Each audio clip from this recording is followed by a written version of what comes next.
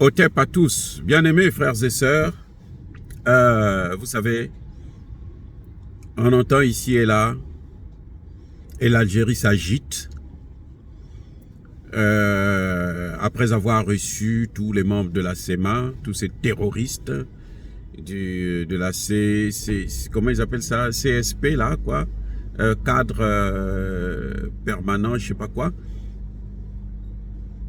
Ces gens qui ont détruit, tué des Maliens, l'Algérie demande à ce que le gouvernement d'Assimi Goïta puisse négocier avec eux. L'Algérie fait pression. En fait, ce n'est pas l'Algérie, c'est la France qui est derrière.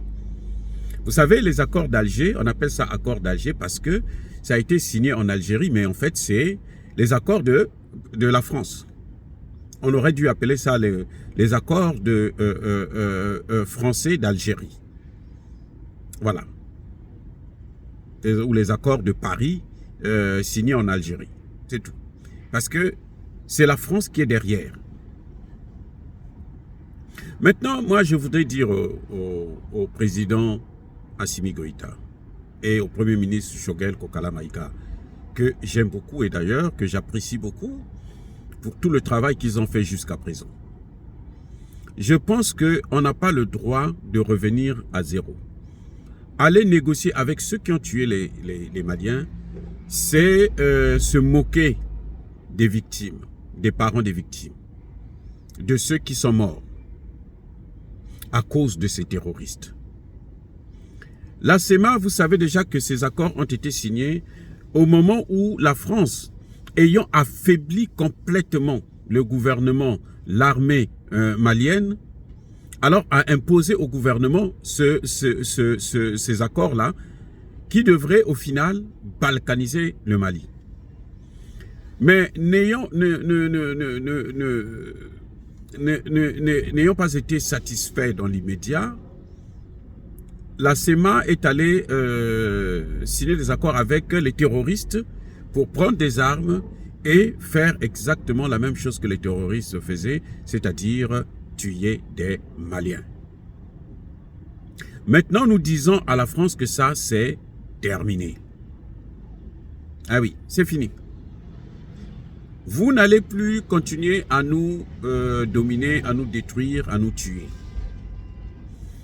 Et le gouvernement malien qui a repris Kidal par la force des armes ne doit plus reculer.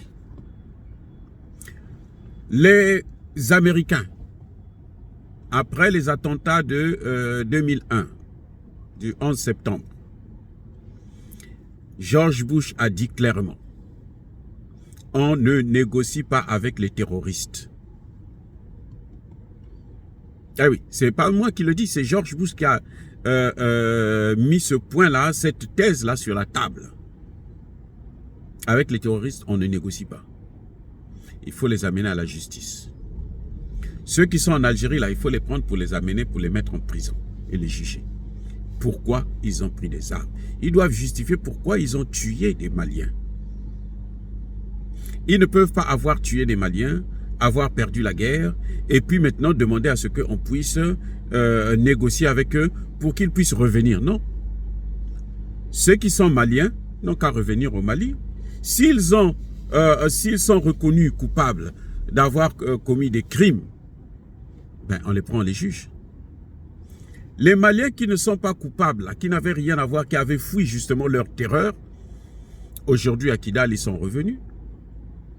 Et puis les Français, par la voix de leurs médias mensonges, disent que Yad Agali va encore frapper. Ils n'ont qu'à attendre que Yad Agali frappe, qu'ils reprennent Kidal. Et puis là, à ce moment, ils vont mettre le gouvernement à genoux. Voilà exactement ce qui doit se passer. On ne peut pas tergiverser avec cette situation-là. Nous avons tous acclamé, tous les Maliens ont acclamé l'entrée des FAMA dans Kidal. Parce que Kidal était une zone interdite aux autorités maliennes et à l'armée malienne. Nous savons que Kidal, quand la France était là, elle occupait Kidal. Pour que les autorités maliennes puissent venir, ils avaient une amende une rançon à payer à la France, au gouvernement français, le putain de gouvernement d'Emmanuel Macron et de ses prédécesseurs. Il fallait leur donner de l'argent. Et ça se chiffrait en millions de francs CFA. Maintenant que nous avons récupéré Kidal, on ne revient plus sur les négociations. Il y a maintenant une constitution au Mali. Tout le monde doit se plier sur cette constitution. Toute négociation, ce serait aller à l'encontre de cette même constitution que le général Tchiani a fait voter par référendum. Je dis bien toute négociation. Maintenant, il n'y a plus de négociation. Maintenant, c'est la constitution qui s'applique. Maintenant, c'est le droit international, le droit malien qui doit s'appliquer au Mali. On ne sort plus des règles du droit. Parce que si c'est ça, il ne fallait pas adopter cette constitution. Il fallait laisser que les choses puissent se passer, comme continuer à négocier, que la CEMA puisse dicter sa loi. Il y a un petit nombre, les responsables de la CEMA, là, qui ont pris des armes pour tuer des Maliens. Ceux-là, leur place, c'est à la justice. Ce n'est plus pour s'asseoir avec eux pour négocier. On va négocier quoi? Pour qu'ils reviennent à Kidal, qu'on leur donne Kidal, qu'ils contrôlent, qu'ils gèrent Kidal? Non, c'est fini. Il n'y a plus de négociation possible.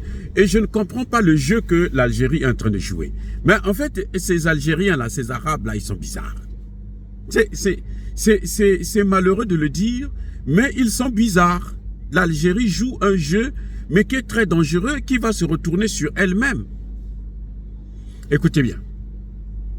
Lorsque la France vient à Kidal, avec les Américains et l'OTAN, hein, Barkhane, et puis l'autre, je ne sais plus comment on appelait ça là, tous ces groupes paramilitaires de mercenaires,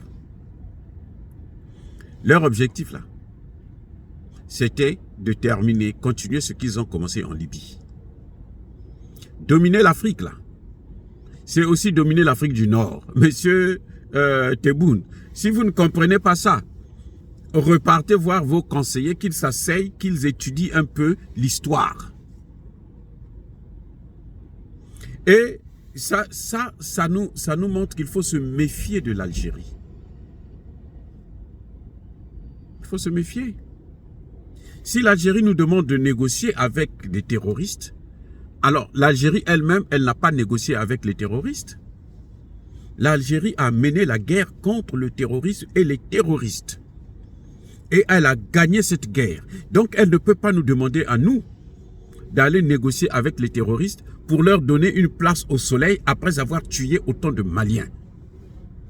Ça, c'est ce qu'on appelle une haute trahison étatique.